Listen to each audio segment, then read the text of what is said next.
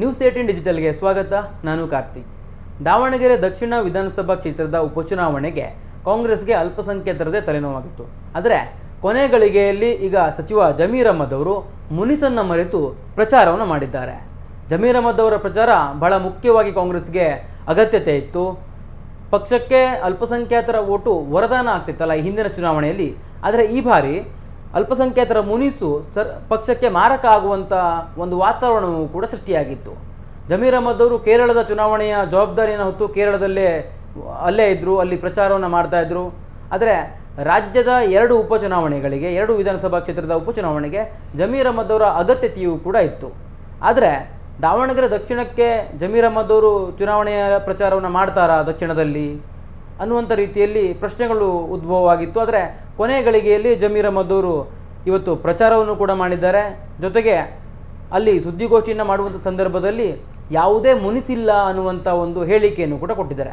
ಸ್ಪಷ್ಟವಾಗಿ ಜಮೀರ್ ಅಹ್ಮದ್ ಅವರು ಇವತ್ತು ಮಾಧ್ಯಮಗಳ ಹೇಳಿಕೆಯಲ್ಲಿ ಒಂದಿಷ್ಟು ವಿಚಾರವನ್ನು ಪ್ರಸ್ತಾಪ ಮಾಡಿದ್ದಾರೆ. ಹೈಕಮಾಂಡ್ ಟಿಕೆಟನ್ನು ಕೊಡೋದು ಬಿಡೋದು ಅದು ಹೈಕಮಾಂಡ್ನ ಕೈಯಲ್ಲಿರುತ್ತೆ. ಹೈಕಮಾಂಡ್ ನನಗೂ ಕೂಡ ಟಿಕೆಟನ್ನು ನಿರಾಕರಣೆ ಮಾಡ್ಬೋದು. ಈಗ ಅಭ್ಯರ್ಥಿ ಸಮರ್ಥ ಅವರಿಗೆ ಟಿಕೆಟನ್ನು ಘೋಷಣೆ ಮಾಡಲಾಗಿದೆ. ಆ ಕಾರಣಕ್ಕಾಗಿ ಅವರ ಪರವಾಗಿ ನಾವೆಲ್ಲ ಚುನಾವಣೆ ಮಾಡಬೇಕು, ನಾವು ಗೆಲ್ಲಬೇಕು ಅನ್ನುವಂಥ ರೀತಿಯಲ್ಲಿ ಅವರು ಹೇಳಿಕೆಯನ್ನು ಕೊಟ್ಟಿದ್ದಾರೆ. ಜೊತೆಗೆ ಎಸ್ ಮಲ್ಲಿಕಾರ್ಜುನ್ ಅವರ ಮನೆಯಲ್ಲಿಯೇ ಸುದ್ದಿಗೋಷ್ಠಿಯನ್ನು ಮಾಡಿರುವಂಥ ಕಾರಣಕ್ಕಾಗಿ ಒಂದಿಷ್ಟು ಪ್ರಭಾವವನ್ನು ಬೀರುವಂಥ ಸಾಧ್ಯತೆ ಇದೆ. ಅಲ್ಪಸಂಖ್ಯಾತ ಸಮುದಾಯದ ಇತರ ಅಭ್ಯರ್ಥಿಗಳೇನಿದ್ದಾರೆ, ಪಕ್ಷೇತರ ಅಭ್ಯರ್ಥಿಗಳು, ಅವರೆಲ್ಲರಿಗೂ ಕೂಡ ಇವತ್ತು ಜಮೀರ್ ಅಹ್ಮದ್ ಅವರು ಕಿವಿ ಮಾತನ್ನು ಹೇಳಿದ್ದಾರೆ. ಕಾಂಗ್ರೆಸ್ ಗೆಲ್ಲಬೇಕು ಅನ್ನುವಂಥ ಒಂದು ರೀತಿಯಲ್ಲಿ ಅವರು ಅಲ್ಲಿ ಮಾತನ್ನು ಆಡಿದ್ದಾರೆ. ಜೊತೆಗೆ ಅಭ್ಯರ್ಥಿಗಳೆಲ್ಲರನ್ನೂ ಕೂಡ ನಾವು ಸಮಾಧಾನ ಪಡಿಸ್ತೇವೆ, ಪಕ್ಷೇತರ ಅಭ್ಯರ್ಥಿಗಳನ್ನು ಸಮಾಧಾನಪಡಿಸಿ ಅವರು ಕಾಂಗ್ರೆಸ್ಗೆ ಬೆಂಬಲಿಸುವ ರೀತಿಯಲ್ಲಿ ನೋಡ್ಕೊಳ್ಳೋದಕ್ಕೆ ಒಂದಿಷ್ಟು ಪ್ರಯತ್ನಗಳನ್ನ ಮಾಡ್ತೇವೆ ಅನ್ನುವಂಥ ಹೇಳಿಕೆಯನ್ನು ಕೂಡ ಕೊಟ್ಟಿದ್ದಾರೆ. ಸಚಿವ ಜಮೀರ್ ಅಹ್ಮದ್ ಖಾನ್ ಅವರು ದಾವಣಗೆರೆ ದಕ್ಷಿಣ ವಿಧಾನಸಭಾ ಕ್ಷೇತ್ರದ ಪ್ರಚಾರಕ್ಕೆ ಬರೋದಿಲ್ವಾ ಅನ್ನುವಂಥ ರೀತಿಯಲ್ಲಿ ಸಾಕಷ್ಟು ಪ್ರಶ್ನೆಗಳು ಕೂಡ ಇತ್ತು. ಜೊತೆಗೆ 75,000ಕ್ಕೂ ಹೆಚ್ಚು ಮತದಾರರು ಅಲ್ಪಸಂಖ್ಯಾತರು ಇರುವಂಥ ಕಾರಣಕ್ಕಾಗಿ ಆ ಒಂದು ಕ್ಷೇತ್ರದಲ್ಲಿ ಜಮೀರ್ ಅಹ್ಮದ್ ಅವರು ಬಂದು ಪ್ರಚಾರವನ್ನು ಮಾಡದೇ ಇದ್ದರೆ ಒಂದಿಷ್ಟು ವ್ಯತಿರಿಕ್ತತೆ ಕಾಂಗ್ರೆಸ್ ಪಕ್ಷಕ್ಕೆ ಬೀಳುವಂಥದ್ದು ಸಾಧ್ಯ ಇತ್ತು. ಜೊತೆಗೆ ಇವತ್ತು ಸ್ಪಷ್ಟವಾಗಿ ಜಮೀರ್ ಅಹ್ಮದ್ ಖಾನ್ ಅವರು ಕೂಡ ಸುದ್ದಿಗೋಷ್ಠಿಯಲ್ಲಿ ಉಲ್ಲೇಖವನ್ನು ಮಾಡಿದರು. CM ಸಿದ್ದರಾಮಯ್ಯನವರ ಸೂಚನೆ ಮೇರೆಗೆ ನಾನು ಆಗಮಿಸಿದ್ದೇನೆ ಅನ್ನೋದನ್ನು. ಅಂದರೆ ಇವ್ರಿಗೆ ಕೇರಳದ ಜವಾಬ್ದಾರಿಯನ್ನು ಏನು ಕೊಡಲಾಗಿತ್ತಲ್ಲ, ಆ ಒಂದು ಜವಾಬ್ದಾರಿಯನ್ನು ನಿರ್ವಹಣೆ ಮಾಡುವಂಥ ಕಾರ್ಯದಲ್ಲಿ ಕೇರಳದಲ್ಲಿ ತೊಡಗಿದ್ರು. ಅಂಥ ಸಂದರ್ಭದಲ್ಲಿ ಬೇಡಿಕೆಯೂ ಕೂಡ ಇತ್ತು ಅವ್ರಿಗೆ, ರಾಜ್ಯದ ಉಪಚುನಾವಣೆಗೆ ಅವರು ಬಂದು ಪ್ರಚಾರವನ್ನು ಮಾಡಬೇಕು ಅನ್ನುವಂಥದ್ದು. ಜೊತೆಗೆ ಆ ಒಂದು ಕ್ಷೇತ್ರ ದಾವಣಗೆರೆ ದಕ್ಷಿಣ ಕ್ಷೇತ್ರದಲ್ಲಿ ಅಲ್ಪಸಂಖ್ಯಾತರಿಗೆ ಟಿಕೆಟ್ ಕೊಟ್ಟಿಲ್ಲ ಅನ್ನುವಂಥ ರೀತಿಯಲ್ಲಿ ಸಾಕಷ್ಟು ಬೇಸರವೂ ಕೂಡ ಜಮೀರ್ ಅಹ್ಮದ್ ಅವ್ರಿಗೆ ಇತ್ತು. ಇದೆಲ್ಲ ಕಾರಣದಿಂದ ಅವರು ಚುನಾವಣಾ ಪ್ರಚಾರಕ್ಕೆ ಬಂದೇ ಇರಲಿಲ್ಲ. ಆದರೆ ಇವತ್ತು ಚುನಾವಣಾ ಪ್ರಚಾರಕ್ಕೆ ಬಂದಿರೋದು ಸಹಜವಾಗಿ ಕಾಂಗ್ರೆಸ್ನ ಅಭ್ಯರ್ಥಿ ಸಮರ್ಥ ಶಾಮನೂರ್ಗೆ ಒಂದಿಷ್ಟು ಅನುಕೂಲ ಆಗತ್ತೆ. ಜೊತೆಗೆ ಮುಸ್ಲಿಂ ಸಮುದಾಯ ಒಂದು ನಿರ್ಧಾರಕ್ಕೆ ಬರುವಂಥ ಸಾಧ್ಯತೆ ಇದೆ.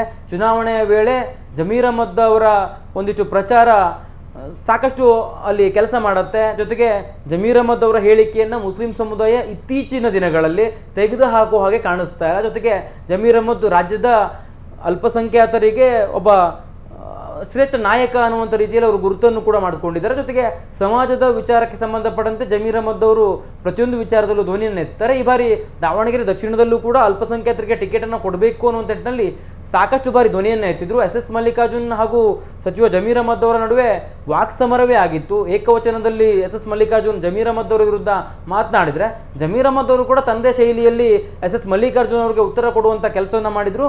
224 ಕ್ಷೇತ್ರದಲ್ಲಿಯೂ ಕೂಡ ನಾನು ಮಾತನಾಡ್ತೇನೆ ಅನ್ನುವಂಥ ರೀತಿಯಲ್ಲಿ ಅವರು ಹೇಳಿಕೆಯನ್ನು ಕೊಟ್ಟಿದ್ರು. ಸಮಾಜದವರು ನನ್ನನ್ನು ಕೇಳದೆ ಮತ್ತೆ ಯಾರು ಕೇಳ್ತಾರೆ, ಈ ರೀತಿಯ ಹೇಳಿಕೆಗಳನ್ನೆಲ್ಲ ಕೊಡುವ ಮೂಲಕವಾಗಿ ಅವರು ಅಗ್ರೆಸಿವ್ ಆಗೂ ಕೂಡ ಮಾತನಾಡಿದರು. ಆದರೆ ಈಗ ಅದೆಲ್ಲವನ್ನು ಮರೆತು ಜಮೀರ್ ಅಹ್ಮದ್ ಖಾನ್ ಇವತ್ತು ಚುನಾವಣಾ ಪ್ರಚಾರವನ್ನು ಮಾಡಿದ್ದಾರೆ.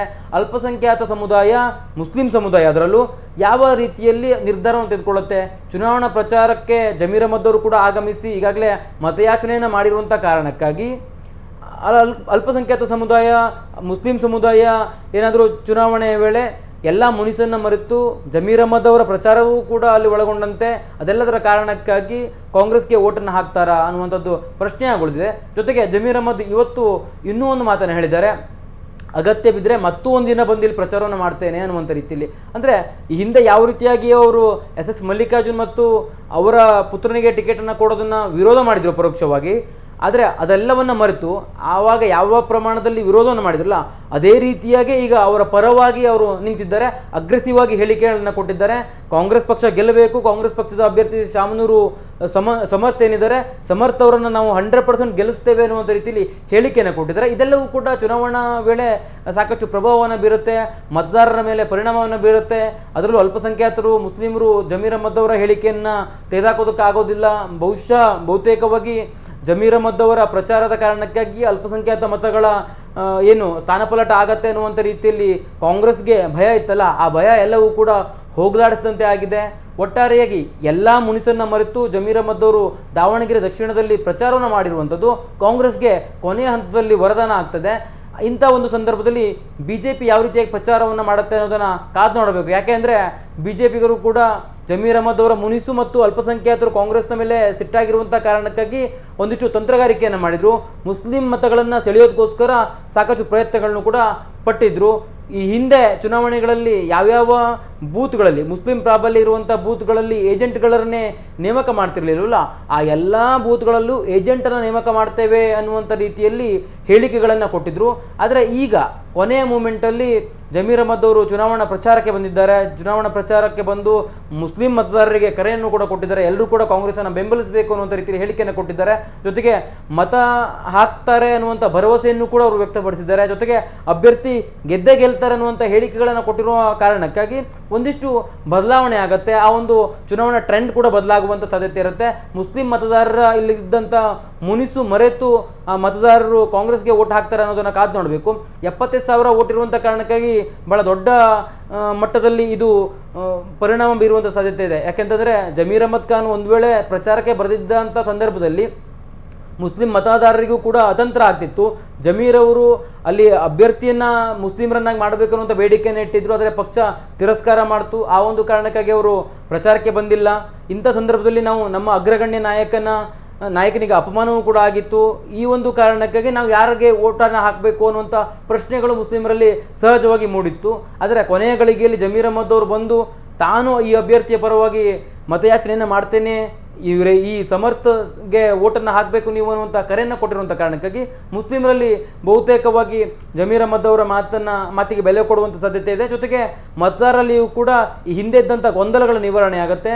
ಕೊನೆಯದಾಗಿ ಅಭ್ಯರ್ಥಿಯ ಪರವಾಗಿ ನಾವೆಲ್ಲ ಓಟ್ ಹಾಕೋಣ, ಮುಂದಿನ ಬಾರಿ ಚುನಾವಣೆಯ ವೇಳೆ ನಾವು ನಮ್ಮ ಹಕ್ಕನ್ನು ಕೇಳೋಣ ಅನ್ನುವಂಥ ಮನಸ್ಥಿತಿಗೆ ಬರುವಂಥ ಸಾಧ್ಯತೆ ಇರ್ತಕ್ಕಂಥದ್ದು. ಜೊತೆಗೆ ಸಾದಿಕ್ ಪೈಲ್ವಾನ್ ಏನು ಅಭ್ಯರ್ಥಿಯಾಗಿ ಅಲ್ಲಿ ನಾಮಪತ್ರವನ್ನು ಸಲ್ಲಿಕೆ ಮಾಡಿದ್ರಲ್ಲ, ಆ ಅಭ್ಯರ್ಥಿ ಈಗಾಗಲೇ CM ಸಿದ್ದರಾಮಯ್ಯನವರು ಹಾಗೆ ಈ ಮುಸ್ಲಿಂ ಇತರ ನಾಯಕರ ಒಂದು ಮನವೊಲಿಕೆಯ ಪ್ರಯತ್ನಕ್ಕೆ ಅವರು ಸಮ್ಮತಿಯನ್ನು ಸೂಚಿಸಿದರು. ಜೊತೆಗೆ ಕಾಂಗ್ರೆಸ್ನ ಪರವಾಗಿ ಮತಯಾಚನೆಯನ್ನು ಕೂಡ ಮಾಡ್ತಿದ್ದಾರೆ. ಇದೆಲ್ಲದೂ ಕೂಡ ಕಾಂಗ್ರೆಸ್ಗೆ ಅನುಕೂಲ ಆಗುತ್ತೆ. ಜೊತೆಗೆ ಸಾದಿಕ್ ಪೈಲ್ವಾನ್ ಜಮೀರ್ ಅಹ್ಮದ್ ಅವರ ಆಪ್ತ ಅನ್ನೋದು ಎಲ್ರಿಗೂ ಕೂಡ ಗೊತ್ತಿರುವಂಥ ವಿಚಾರ.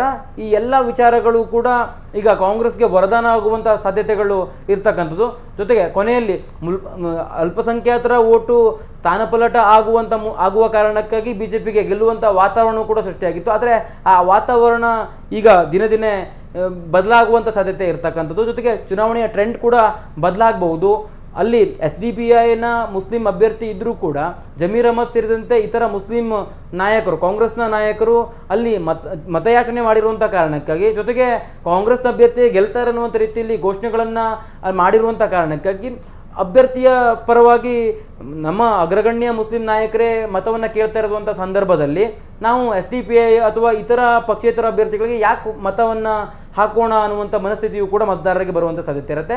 ಈ ಎಲ್ಲ ಆಯಾಮದಲ್ಲಿ ನೋಡೋದಾದರೆ ಒಟ್ಟಾರೆಯಾಗಿ ದಾವಣಗೆರೆ ದಕ್ಷಿಣದಲ್ಲಿ ಕಾಂಗ್ರೆಸ್ ಪಕ್ಷಕ್ಕೆ ಮುಸ್ಲಿಮರ ಮುನಿಸು ಈ ಬಾರಿ ಮಾರಕ ಆಗತ್ತೆ ಅಂತ ಏನು ಅಂದಾಜನ್ನು ಮಾಡಲಾಗಿತ್ತಲ್ಲ, ಆದರೆ ಕೊನೆಯ ಹಂತದಲ್ಲಿ ಚುನಾವಣೆಗೆ ಬೆರಳಿಕೆ ಅಷ್ಟು ದಿನ ಇರುವಂಥ ಸಂದರ್ಭದಲ್ಲಿ ಮುಸ್ಲಿಮರು ಮುನಿಸನ್ನು ಮರೆತರ, ಜಮೀರ್ ಅಹ್ಮದ್ ಅವರ ಪ್ರಚಾರ ಪ್ರಭಾವ ಬೀರುತ್ತಾ, ಜಮೀರ್ ಅಹ್ಮದ್ ಅವರ ಒಂದು ಪ್ರಚಾರದ ಕಾರಣಕ್ಕಾಗಿ ಮುಸ್ಲಿಂ ಮತಗಳು ಕಾಂಗ್ರೆಸ್ನಲ್ಲಿಯೇ ಭದ್ರವಾಗಿ ಉಳಿಯುತ್ತಾ, ಇದೆಲ್ಲದಕ್ಕೂ ಕೂಡ ನಾವು ಚುನಾವಣೆಯ ನಂತರದಲ್ಲಿ ಬರುವಂಥ ರಿಸಲ್ಟ್ಗೆ ಕಾಯಬೇಕಾಗಿದೆ. ಆ ರಿಸಲ್ಟ್ ಮೇಲೆ ಅದು ಎಲ್ಲವೂ ಕೂಡ ಗೊತ್ತಾಗುತ್ತೆ. ಒಟ್ಟಾರೆಯಾಗಿ ಸದ್ಯಕ್ಕಂತೂ ದಾವಣಗೆರೆ ದಕ್ಷಿಣದ ಚುನಾವಣಾ ಟ್ರೆಂಡ್ ಏನಿದೆ ಅದು ಬದಲಾಗ್ತದೆ. ಕಾಂಗ್ರೆಸ್ಗೆ ವರದಾನ ಆಗುವಂಥ ಎಲ್ಲ ಲಕ್ಷಣಗಳು ಕೂಡ ಕಂಡುಬರ್ತಾ ಇದೆ.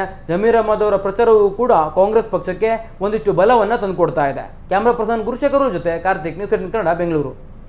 ನಿರ್ಭೀತ, ನಿಷ್ಪಕ್ಷಪಾತ, ವಿಶ್ವಾಸಾರ್ಹ ಸುದ್ದಿಗಳಿಗೆ ಮತ್ತೊಂದು ಹೆಸರಾಗಿರುವಂತ ನ್ಯೂಸ್ 18 ಕನ್ನಡ ಈಗ ಆಪ್ನಲ್ಲೂ ಲಭ್ಯವಿದೆ. ದಯವಿಟ್ಟು ಇಲ್ಲಿರುವಂತ QR ಕೋಡ್ ಸ್ಕ್ಯಾನ್ ಮಾಡಿಕೊಂಡು ಆಪ್ ಡೌನ್ಲೋಡ್ ಮಾಡೋದಕ್ಕೆ ಮರಿಬೇಡಿ. ನಿಮ್ಮ ಬೆಂಬಲ ಹೀಗೆ ಸದಾ ನಮ್ಮೊಂದಿಗಿರಲಿ. ಧನ್ಯವಾದ.